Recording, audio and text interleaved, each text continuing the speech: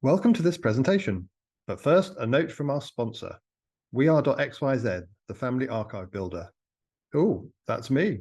This presentation will use my family archive built on weare.xyz. So if you like what you see, please do give it a go. And now, on with the show. Hello and welcome to a quick tour of the village of Little Shelford in the county of Cambridgeshire, not far from Cambridge itself. Now, Little Shelford is the village in which I was born. And if we scroll down a bit, you can see in this image, that is my actual birthplace. Below, there's a bungalow underneath that arrow, and above, there is the village brewery. So they very thoughtfully demolished the village brewery in 1960 so that I could be born on that spot. So you could say I was born in a brewery. Now, let's go and have a look at some other places in the village. So I've written up some of them, and we'll get to Tom's Midnight Garden a bit later. But one thing that links all these places is that a certain Fanny Wale, who lived in this place, Shelford Hall, she created a fabulous illustrated book of the village, through the late 1800s up to about 1930. And we've got a copy of it here. I'll just open it up.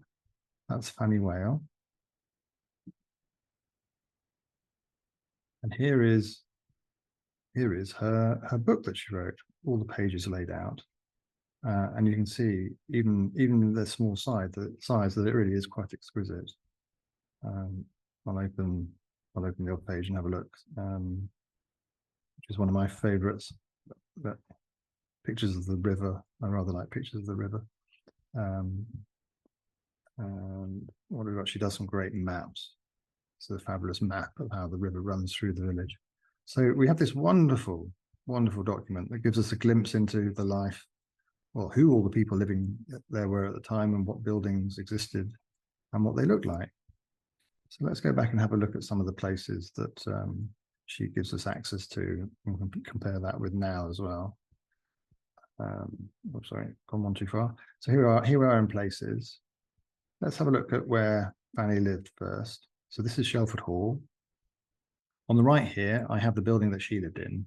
So this was built in 1852, and sadly didn't make it to the present day. It burnt down in 1829, and somebody lent some sticks against the stove to dry them out.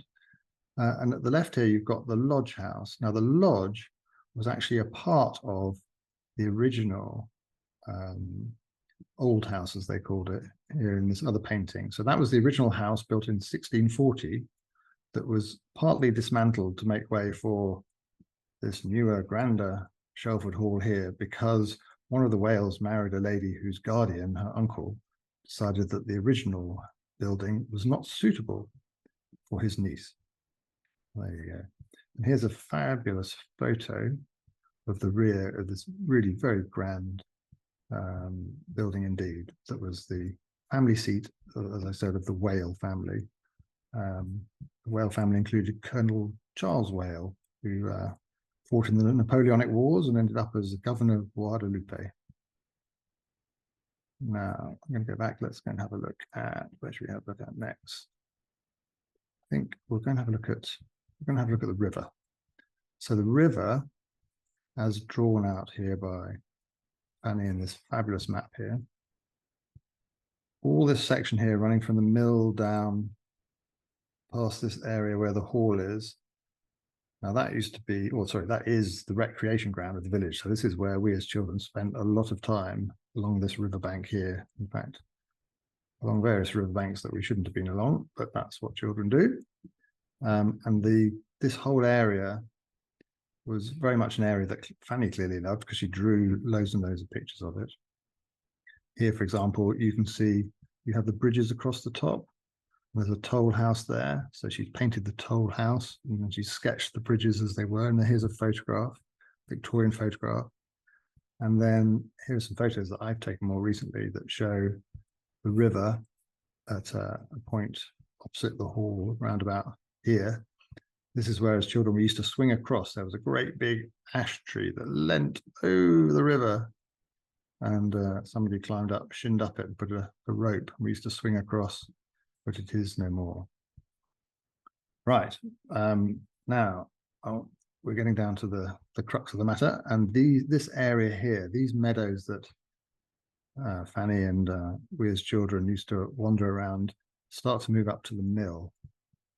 Let's just go and have a quick look at the mill. Go back places. Here's the mill, King's Mill. And there are lots of fabulous pictures of this. Look at this. Isn't that amazing? I'm going to go and have a look at the media section. So more pictures. It really is a spectacular edifice. And here is I think that's something like an 1885 photograph. And that's not the mill that stands today. Actually, that's the original mill. And there's a wash done by Fanny of the mill, and another one here. All this lovely activity. They used to swim in the mill pond because it was very clear, apparently.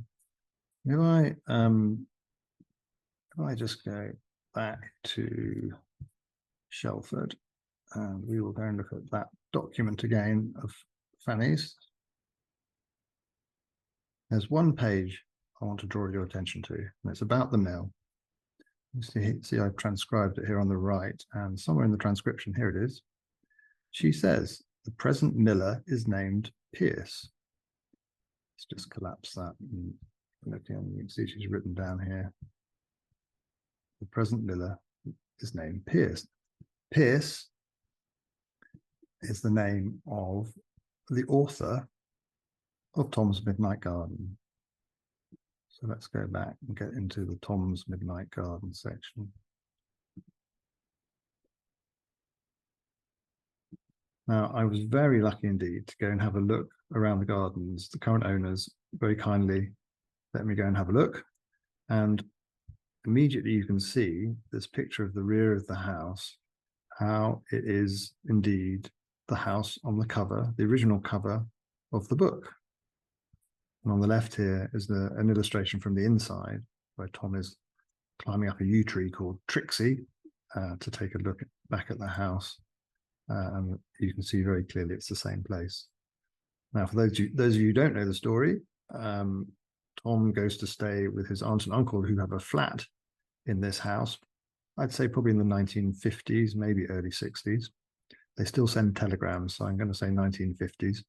Because his brother has measles and he's being isolated. And at the time, the house is totally surrounded by other houses. It doesn't have a garden at all. And as he lies in bed, the big grandfather clock in the hall strikes midnight, except it strikes 13.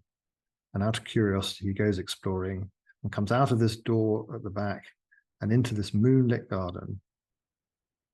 And there his adventures start as he comes across Hattie, this young Victorian lady in sort of 1880s, 1890s. If we go down here, now the fabulous Graham, the current gardener, showed us around. He really was great fun and very generous with his time. And I pointed out to him that he is the modern equivalent of Abel. Abel was the gardener in Tom's Midnight Garden, who initially has great disdain for Tom, thinking he might even be a devil. I pointed this out to Graham, who thought that was highly amusing. And fantastically, while we were talking, we worked out that Graham and I were born in the same street in the village, albeit 20 years apart. And we even remembered some of the same antics we had together as children in various woods, etc.